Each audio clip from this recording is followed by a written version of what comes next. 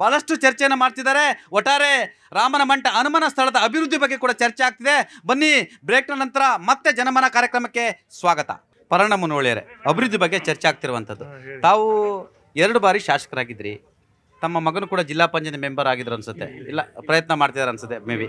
ಆಯ್ತಾ ನೋಡಿ, ಮಾತಾಡಲೇ? ಎಸ್. ನೋಡಿ, 15 ವರ್ಷದಿಂದ ಈ ಒಂದು ಆಂಜನಾದ್ರಿ ಬೆಟ್ಟ ಸಾಕಷ್ಟು ಅಭಿವೃದ್ಧಿ ಆಗ್ತಾ ಇದೆ. ಏನಂದ್ರೆ ನಾ 2008ರಿಂದ 13ರಲ್ಲಿ ಶಾಸಕನಾದಾಗ ಅವತ್ತು ಮಾನ್ಯ ಮುಖ್ಯಮಂತ್ರಿಗಳಂತ ಯಡಿಯೂರಪ್ಪನವರು ಕೂಡಲೇ 20 ಕೋಟಿಗಳನ್ನು ಸ್ಯಾಂಕ್ಷನ್ ಮಾಡೋದ್ರ ಮುಖಾಂತರ ಇದರ ಅಭಿವೃದ್ಧಿಗಾಗಿ ಮಾಡಿದ್ದು ಪ್ರಥಮ ಅದು. ನಂತರವಾಗಿ 18ರಿಂದ 23ರಲ್ಲಿ ಶಾಸಕನಾಗಿದ್ದಾಗ ಅವತ್ತಿನ ಮುಖ್ಯಮಂತ್ರಿಗಳಂತ ಸನ್ಮಾನ್ಯ ಬಸವರಾಜ ಬೊಮ್ಮಾಯಿ ಅವರು 100 ಕೋಟಿ ರೂಪಾಯಿ ಹಣವನ್ನು ಕೊಡೋದ್ರ ಮುಖಾಂತರ 120 ಕೋಟಿ ಹಣವನ್ನು ಈಗಾಗಲೇ ಆದೇಶ ಏನು ಬಿಡುಗಡೆ ಮಾಡಲಾಗಿದೆ. ಒಂದು ಪಾಯಿಂಟ್ ಹೇಳ್ತಾ ಇದ್ದೀನಿ, ಸನ್ಮಾನ್ಯ ಬೊಮ್ಮಾಯಿಯವರು ಮುಖ್ಯಮಂತ್ರಿಗಳಾದ 25 ಕೋಟಿ ರೂಪಾಯಿಗಳ ಯೋಜನೆಗೆ ಭೂಮಿ ಪೂಜೆ ಮಾಡಿದ್ದಾರೆ. ಈಗಾಗಲೇ ಮೊನ್ನೆ ತಾನೇ ಶಾಸಕರು ಕೇಳಿದಂಥ ಸಂದರ್ಭದಲ್ಲಿ ಅದಕ್ಕೆ ಸರಿಯಾಗಿ ಉತ್ತರನೂ ಕೊಟ್ಟಿದ್ದಾರೆ. ಏನಂತಂದ್ರೆ, ಇಲ್ಲ ಪೂರ್ತಿ 120 ಕೋಟಿ ಈಗ ಬಿಡುಗಡೆ ಮಾಡ್ತೀವಿ, ನಾವು ಇನ್ನೂ ಹೆಚ್ಚಿನ ರೀತಿಯಲ್ಲಿ ಮಾಡ್ತೀವಿ ಅನ್ನುವಂಥ ಮಾತನ್ನು ಈಗಾಗಲೇ ಹೇಳಿದ್ದಾರೆ. ಇದಕ್ಕೆ ಚಾಲನೆ ನನಗನ್ನಿಸಿದ್ದು, ನಮಗೇನೋ ಒಂದು ಪುಣ್ಯ ಭಾಗ್ಯ, ಹನುಮನ ಸೇವೆ ಮಾಡುವಂಥ ಒಂದು ಅವಕಾಶ ಬಂದಿತ್ತು. 120 ಕೋಟಿ ಈಗಾಗಲೇ ನಮ್ಮ ಹಿಂದಿನ ಸರ್ಕಾರ ಕೊಟ್ಟಿದೆ. ಆದಷ್ಟು ಬೇಗನೆ ಅದನ್ನು ಬಿಡುಗಡೆ ಮಾಡುವಂಥ ವ್ಯವಸ್ಥೆಯನ್ನು ಇವತ್ತಿನ ಸರ್ಕಾರ ಮಾಡಲಿ. ಸರ್ಕಾರ ಯಾವುದೇ ಇರಲಿ, ಮೊನ್ನೆ ನಾನು ರಾಮಲಿಂಗಾರೆಡ್ಡಿ ಅವ್ರ ಮಾತನ್ನು ಭಾಳ ಸ್ವಾಗತ ಮಾಡ್ತೀನಿ. ಅವರು ಒಂದು ಮಾತು ಹೇಳಿದರು, ಸರ್ಕಾರ ಯಾವುದೇ ಇರಲಿ, ಹಿಂದಿನ ಸರ್ಕಾರ ಕೊಟ್ಟದ್ದು 120 ಕೋಟಿ ಬಿಡುಗಡೆ ಮಾಡ್ತೀವಿ, ಇನ್ನೂ ಅವಶ್ಯಕತೆ ಬಿದ್ದರೆ ಇನ್ನೂ 100 ಕೋಟಿ ಕೊಡ್ತೀವಿ ಅನ್ನುವಂಥ ಮಾತನ್ನು ಹೇಳಿದ್ದಾರೆ. ಇದು ನಿಜವಾಗಿ ಒಂದು ಆಂಜನಾದ್ರಿ ಬಗ್ಗೆ ಏನು ಬೆಟ್ಟದ ಒಂದು ಅಭಿವೃದ್ಧಿ ಆಗ್ತದೆ, ಅದರಲ್ಲಿ ಎರಡೇ ಮಾತಿಲ್ಲ. ಆಮೇಲೆ ಇನ್ನೊಂದು ಮಾತು ಹೇಳಲಿಕ್ಕೆ ಬಯಸ್ತಾ ಇದ್ದೀನಿ. ಇವತ್ತೇ ಏನೋ ಸುಯೋಗ ಗೊತ್ತಿಲ್ಲ ನಮಗೆ, ನ್ಯೂಸ್ 18 ಜನಮನ ಕಾರ್ಯಕ್ರಮ ಅಭಿನಂದನೆ ಸಲ್ಲಿಸೋ ಜೊತೆಗೆ ನಾನು ನಮ್ಮ ಲೋಕಸಭಾ ಸದಸ್ಯರು ನಮ್ಮ 4-5 ಜನ ಕೂಡಿಕೊಂಡು ಡಿಲ್ಲಿಗೆ ಹೋಗ್ತಾ ಇದ್ದೀವಿ. ಎದಕ್ಕಂದರೆ ಆಂಜನಾದ್ರಿ ಟು ಅಯೋಧ್ಯೆ ರೈಲ್ಗೆ ಸನ್ಮಾನ್ಯ ಕೇಂದ್ರ ಸಚಿವರಾದಂಥ ಪ್ರಹ್ಲಾದ್ ಜೋಶಿ ಅವ್ರನ್ನ ಭೇಟಿ ಆಗ್ಬೇಕಂತ ಅವ್ರು ಈಗಾಗಲೇ ನಮ್ಮ ಲೋಕಸಭಾ ಸಂಗಣ್ಣ ಕರಡಿ ಅವರು ಈಗಾಗಲೇ ಟೈಮ್ ತೊಗೊಂಡಿದ್ದಾರೆ. ಇವತ್ತು ಆದಷ್ಟು ಬೇಗನೆ ಅಂಜನಾದ್ರಿಯಿಂದ ಅಯೋಧ್ಯೆಗೆ ಟ್ರೈನ್ ಪ್ರಾರಂಭ ಆದರೆ ಕೂಡಲೇ ಅದಕ್ಕೆ ವ್ಯವಸ್ಥೆ ಆಗ್ತದೆ, ಜನರಿಗೆ ಹೋಗಿ ಬರಲಿಕ್ಕೆ ಅವಕಾಶ ಆಗ್ತದೆ. ಮತ್ತು ಇನ್ನೂ ಹೆಚ್ಚಿನ ರೀತಿಯಲ್ಲಿ ಅನುದಾನ ಕೇಳೋಣ ಅನ್ನೋಂಥ ವಿಚಾರದಲ್ಲಿ ನಾವು ಹೋಗ್ತಾ ಇದ್ದೀವಿ. ಆದಷ್ಟು ಬೇಗನೆ ಸನ್ಮಾನ್ಯ ನಮ್ಮ ನೆಚ್ಚಿನ ಪ್ರಧಾನಮಂತ್ರಿ ನರೇಂದ್ರ ಮೋದಿಜಿಯವರು ಮತ್ತು ನಮ್ಮ ಈ ಭಾಗದ ಕೇಂದ್ರ ಸಚಿವರಂಥ ಪ್ರಹ್ಲಾದ್ ಜೋಶಿ ಅವರು ಎಲ್ಲರೂ ಕೂಡಿಕೊಂಡು ಆ ಕೆಲಸವನ್ನು ನಾವು ಮಾಡ್ತೀವಿ. ನಾವು ಮಾಡೀವಿ ಅನ್ನೋದಕ್ಕಿಂತ ನಮಗಿದು ಒಂದು ಸೌಭಾಗ್ಯ ಅಂತ ನಾವು ತಿಳ್ಕೊಂಡಿವಿ. ಯಾಕಂತಂದರೆ ನಮ್ಮ ಕೇಂದ್ರ ಸರ್ಕಾರ, ರಾಜ್ಯ ಸರ್ಕಾರ ಹೆಚ್ಚಿನ ರೀತಿಯಲ್ಲಿ ಅವಕಾಶ ಕೊಟ್ಟು ಇನ್ನೂ ಹೆಚ್ಚಿನ ರೀತಿಯಲ್ಲಿ ಬೆಳವಣಿಗೆ ಆಗಲಿಕ್ಕೆ ಸಾಧ್ಯ. ಹನುಮ ಜನಿಸಿದ ಸ್ಥಳದಿಂದ ಅಂಜನಾದ್ರಿಯಿಂದ ಅಯೋಧ್ಯೆಯವರೆಗೆ ವಿಶೇಷ ರೈಲು ಬಿಡಬೇಕಂತೇಳಿ ಮನವಿಯನ್ನು ಮಾಡಲಿಕ್ಕೆ ಈ ಭಾಗದ ಸಂಸದರು ಮತ್ತು ಮಾಜಿ ಶಾಸಕರಾಗಿರ್ತಕ್ಕಂಥ ಪರಣ ಮುನವಳ್ಳಿಯವರ ನಿಯೋಗ ಕೂಡ ಹೋಗ್ತಿರುವಂಥದ್ದು. ನಮ್ಮವರೇ ಆಗಿರ್ತಕ್ಕಂಥ ಕೇಂದ್ರ ಸಚಿವ ಪ್ರಹ್ಲಾದ್ ಜೋಶಿ ಅವರನ್ನ ಭೇಟಿಯಾಗ್ತಿರುವಂಥದ್ದು. ಬನ್ನಿ, ಜನವರಿ 22ನೇ ತಾರೀಕು ಅಲ್ಲಿ ರಾಮ ಮಂದಿರ ಉದ್ಘಾಟನೆ ಆಗ್ತಿದೆ. ಶ್ರೀರಾಮಚಂದ್ರನ ಪ್ರಾಣ ಪ್ರತಿಷ್ಠಾನ ಆಗ್ತಿರುವಂಥ ಸಂದರ್ಭದಲ್ಲಿ ಸಂಘದ ನಾಯಕರುಗಳು, ರಾಮನ ಭಕ್ತರುಗಳು ಇಲ್ಲಿ ಏನೆಲ್ಲ ಕಾರ್ಯಕ್ರಮಗಳು ಹಮ್ಮಿಕೊಂಡಿದ್ದಾರೆ ಅಂತೇಳಿ ನಾವು ಸಂತೋಷ್ ಅವ್ರ ಹತ್ರ ಮಾತಾಡೋಣ.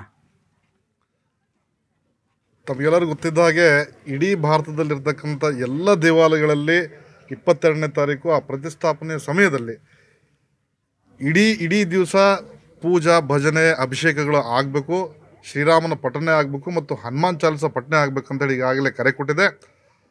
ಅದರ ನಿಮಿತ್ತವಾಗಿ ಅಂಜನಾದ್ರಿ ದೇವಸ್ಥಾನದಲ್ಲಿ ಬೆಳಗ್ಗೆಯಿಂದ ಸಾಯಂಕಾಲದವರೆಗೂ ಶ್ರೀರಾಮ ಭಜನೆಯನ್ನು ನಮ್ಮ ಆರ್ಟ್ ಆಫ್ ಲಿವಿಂಗಿನ ಸತ್ಸಂಗದ ಟೀಮ್ ಬರ್ತಾ ಇದೆ. ಅವರು ಪರಮ ಪೂಜನೀಯ ಗುರುಜಿ ರವಿಶಂಕರ್ ಗುರುಜಿಯವರ ಮಾರ್ಗದರ್ಶನದಲ್ಲಿ ಮತ್ತು ಸಂಘದ ಮಾರ್ಗದರ್ಶನದಲ್ಲಿ ರಾಮ ಭಜನೆಯನ್ನು ಮಾಡುವ ಮೂಲಕ ಮತ್ತು ಪವಮಾನ ಹೋಮವನ್ನು ಮಾಡುವ ಮೂಲಕ ನಾಳೆ 22ನೇ ತಾರೀಕು ದಿವಸ ಇಲ್ಲೇ ಕಾರ್ಯಕ್ರಮ ಶುರುವಾಗ್ತದೆ. ಹಾಗೆ ಗಂಗಾವತಿ ಭಾಗದಲ್ಲಿರ್ತಕ್ಕಂಥ ಪ್ರತಿಯೊಂದು ದೇವಸ್ಥಾನದಲ್ಲೂ ಸಹ ಪೂಜಾ ಪುನಸ್ಕಾರಗಳನ್ನು ಕೈಗೊಂಡು ಅವತ್ತಿನ ದಿವಸ ಪ್ರತಿಯೊಬ್ಬರು ತಮ್ಮ ತಮ್ಮ ಮನೆಗಳ ಮುಂದೆ 5 ದೀಪಗಳನ್ನು ಹಚ್ಚಿ ಆ ದಿವಸದ ವಿಜೃಂಭಣೆಯನ್ನು ಆಚರಿಸ್ಬೇಕಂತ ಕೇಳ್ಕೊಳ್ತಾರೆ. ಎಸ್ ಸರ್, ತಾವು ಸರ್ ತಮ್ಮ ಟೀಮ್ ಏನು ಮಾಡ್ತಿದೆ ಸರ್? ಈಗ ಮೊದಲನೇದಾಗಿ ಈ ಕಿಷ್ಕಿಂಧ ಭಾಗದಲ್ಲಿ ಅಭಿವೃದ್ಧಿ ವಿಚಾರನೇ ನಾವು ಮಾತಾಡೋಣ. ಎಸ್, ಈಗ ಏನಾಗಿದೆ ಅಂದರೆ ಈ ಕಿಷ್ಕಿಂಧನ ಕೇಂದ್ರವನ್ನಾಗಿಟ್ಕೊಂಡು ಗಂಗಾವತಿ ಭಾಗನ ಕೇಂದ್ರವನ್ನಾಗಿಟ್ಕೊಂಡು ಕಂಪ್ಲಿ, ಕನಕಗಿರಿ, ಕಾರಟಗಿ, ತಾವರಗೆರೆ, ಸಿಂಧನೂರು ಇವೆಲ್ಲ ತಾಲೂಕನ್ನು ಕೂಡಿಕೊಂಡು ನಾವು ಕಿಷ್ಕಿಂಧ ಜಿಲ್ಲೆ ಮಾಡ್ಬೇಕಂತಂದು ಹೋರಾಟ ಮಾಡ್ತಾ ಇದ್ದೀವಿ. ಈ ಕಿಷ್ಕಿಂಧ ಜಿಲ್ಲೆಗೆ ಇಡೀ ಸರ್ಕಾರ, ಈಗ ಕರ್ನಾಟಕದಲ್ಲಿರುವಂಥ ಕಾಂಗ್ರೆಸ್ ಸರ್ಕಾರ ಆಗಿರ್ಬೋದು, ನಮ್ಮದೇ ಆದಂಥ ಕೇಂದ್ರದ ಮೋದಿ ಸರ್ಕಾರ ಆಗಿರ್ಬೋದು, ಇದಕ್ಕೆ ಪೂರ್ಣ ಬೆಂಬಲ ಕೊಡಲೇಬೇಕು ಅಂತಂದೇಳಿ ನಾವು ಈ ಮುಖಾಂತರ, ಈ ಸಾರ್ವಜನಿಕ ಮುಖಾಂತರ ಸರ್ಕಾರಕ್ಕೆ ಒತ್ತಾಯ ಮಾಡ್ತೀವಿ. ಈ ಕಿಷ್ಕಿಂಧ ಜಿಲ್ಲೆ ಆಯ್ತಂದರೆ ನಮಗೆ ಅಯೋಧ್ಯೆಯಿಂದ ಕಿಷ್ಕಿಂಧೆಗೆ ನಾವು ಹೇಳೋದು ಬೇಕಾಗಿಲ್ಲ, ರೈಲು ಆಗೇ ಆಗುತ್ತಾ. ಸಾಹೇಬ್ರು ಹೇಳ್ದಂಗೆ ನಾವು ಹೇಳೋದು ಬೇಕಾಗಿಲ್ಲ, ಪ್ಲೇನ್ ಬಂದೇ ಬರ್ತೈತಿ. ಆ ಅಭಿವೃದ್ಧಿನ ಆ ಒಂದು ಜಿಲ್ಲೆಯನ್ನು ಮಾಡೋಂಥ ಕೆಲಸನ ಸರ್ಕಾರ ಮಾಡಲಿ ಅಂತೇಳಿ ಒತ್ತಾಯ ಮಾಡ್ತಾ ಇದ್ದೀವಿ. ಎಸ್ ಸರ್, ತಾವು ಕೂಡ ಇಲ್ಲಿನ ಸ್ಥಳೀಯರಿರ್ತಕ್ಕಂಥದ್ದು ಅಭಿವೃದ್ಧಿ ಬಗ್ಗೆ ಭಾಳಷ್ಟು ಚರ್ಚೆ ಆಗ್ತಿರುವಂಥದ್ದು. ರಾಮ ಮಂದಿರ ಉದ್ಘಾಟನೆ ಆಗ್ತಿರೋ ಸಂದರ್ಭದಲ್ಲಿ ಇಲ್ಲೂ ಕೂಡ ಅಭಿವೃದ್ಧಿಯ ಮಾತು ಕೂಗು ಕೇಳಿ ಬರ್ತಿರುವಂಥದ್ದು ಎಲ್ಲ ಒಂದು ಕಡೆ ಸ್ವಾಗತಾರ್ಹ. ಇದು ನ್ಯೂಸ್ 18 ಅವರು ಪ್ರಾರಂಭ ಮಾಡಿದಂಥ ಒಂದು ಜನಮನ ಕಾರ್ಯಕ್ರಮಕ್ಕೆ ನಾವು ಹೃತ್ಪೂರ್ವಕ ಅಭಿನಂದನೆಗಳನ್ನು ತಿಳಿಸ್ತಾ, ಜನವರಿ 22ನೇ ತಾರೀಕು ಹೇಗೆ ರಾಮ ಜನ್ಮಭೂಮಿಯ ಟ್ರಸ್ಟ್ ವತಿಯಿಂದ ಎಲ್ಲ ವಿಶೇಷ ಆಹ್ವಾನಿತರಿಗೂ ಕೂಡ ಆಹ್ವಾನ ಬಂದಿದೆ, ಅದೇ ಥರ ಈ ಅಂಜನಾದ್ರಿ ಭಾಗದಲ್ಲಿರೋಂಥ ಎಲ್ಲ ಸ್ಥಳೀಕರಿಗೂ ಕೂಡ ಒಂದು ವಿಶೇಷ ಪತ್ರದ ಮೂಲಕ ಆಹ್ವಾನವನ್ನು ಕಳಿಸ್ಬೇಕು ಅಂಥೇಳಿ ನಾನು ರಾಮ ಜನ್ಮಭೂಮಿಯ ಟ್ರಸ್ಟ್ ವತಿಗೆ ಕೋರಿಕೆಯನ್ನು ಕೊಡ್ತಾ ಇದ್ದೀನಿ. ಅದ್ರ ಜೊತೆಗೂ ಕೂಡ ಅವತ್ತಿನ ದಿನ ಇಲ್ಲಿನ ಜನರು ಕೂಡ ಅಲ್ಲಿ ಹೋಗಿ ಕಾರ್ಯಕ್ರಮಗಳಲ್ಲಿ ಭಾಗಿಯಾಗಲಿಕ್ಕೆ ಈಗಾಗಲೇ ನಮ್ಮ ಮಾಜಿ ಶಾಸಕರಾದಂಥ ಪರಣ್ಣ ಮುನವಳ್ಳಿ ಸರ್ ಅವರು ನಿಯೋಗ ಇವತ್ತು ದೆಹಲಿಗೆ ಹೋಗಿ ವಿಶೇಷ ರೈಲನ್ನು ಇಲ್ಲಿನಿಂದನೇ ಅಂಜನಾದ್ರಿಯಿಂದನೇ ಅಯೋಧ್ಯೆಗೆ ಹೋಗುವಂಥ ಒಂದು ಕಾರ್ಯವನ್ನು ಅವರು ಮಾಡ್ತಾ ಇದ್ದಾರೆ. ಇದು ಶ್ಲಾಘನೀಯ. ಅದ್ರ ಜೊತೆಗೂ ಕೂಡ ಈ ಜನವರಿ 22ನೇ ತಾರೀಕು ಕೇಂದ್ರ ಸರ್ಕಾರ ಎಲ್ಲ ಅಭಿವೃದ್ಧಿ ಕಾರ್ಯಗಳನ್ನು ಈ ಹನುಮಾನ್ ಹಾಡಿನಿಂದನೇ ಪ್ರಾರಂಭ ಮಾಡಲಿ ಅಂತೇಳಿ ನಾನು ಕೇಂದ್ರ ಸರ್ಕಾರಕ್ಕೂ ಕೂಡ ಒತ್ತಾಯ ಮಾಡ್ತಾ. ಮೇಡಮ್, ತಾವು ಇಲ್ಲಿ ಲೋಕಲ್ನವರು, ಅಭಿವೃದ್ಧಿ ಬಗ್ಗೆ ಭಾಳಷ್ಟು ಜನರು ಚರ್ಚೆಯನ್ನು ಮಾಡಿರುವಂಥದ್ದು. ಜನವರಿ 22ನೇ ತಾರೀಕು ರಾಮ ಮಂದಿರ ಉದ್ಘಾಟನೆ ಆಗ್ತಿರೋ ಸಂದರ್ಭದಲ್ಲಿ ಅಂಜನಾದ್ರಿ ಬೆಟ್ಟ ಮತ್ತು ಸುತ್ತಮುತ್ತಲಿನ ಕ್ಷೇತ್ರ, ಕಿಷ್ಕಿಂಧೆ ಇರ್ತಕ್ಕಂಥ ಪಂಪ ಸರೋವರ ಎಲ್ಲವೂ ಕೂಡ ಅಭಿವೃದ್ಧಿ ಆಗ್ಬೇಕಂತೇಳಿ ಚರ್ಚೆ ಆಗ್ತಿರುವಂಥದ್ದು. ನಮ್ಮ ಅಂಜನಾದ್ರಿ ಇವಾಗ ರಾಮ ಜನ್ಮಭೂಮಿಯಲ್ಲಿ 22ನೇ ತಾರೀಕಿಗೆ ಒಳ್ಳೆ ಒಂದು ಧಾರ್ಮಿಕ ಕಾರ್ಯಕ್ರಮ ಇದೆ. ಅದನ್ನು ನಾವು ತುಂಬ ಸ್ವಾಗತ, ಅದು ಒಳ್ಳೆ ಸ್ವಾಗತಾರ್ಹ ಕಾರ್ಯ. ಅದಕ್ಕೆ ಸಂಬಂಧಿಸಿದಂಗೆ ಅಂಜನಾದ್ರಿಯಲ್ಲಿ ಏನು ಅಂತ ಹೇಳಿದ್ರೆ, ಅದೇ ಥರ ಅಂಜನಾದ್ರಿಯಲ್ಲೂ ಸಹ ಒಂದು ಅಭಿವೃದ್ಧಿನ ಮಾಡಬೇಕು ಅಂತ ಹೇಳ್ತಾರೆ. ಇವಾಗ ನಾನು ಗ್ರೌಂಡ್ ರಿಯಾಲಿಟಿ ಬಗ್ಗೆ ಮಾತಾಡ್ತೀನಿ.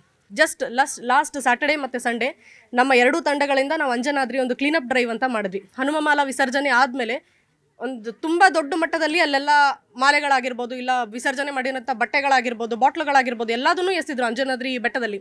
ಅದನ್ನೆಲ್ಲ ನಾವು ಕ್ಲೀನ್ ಮಾಡಿದ್ವಿ.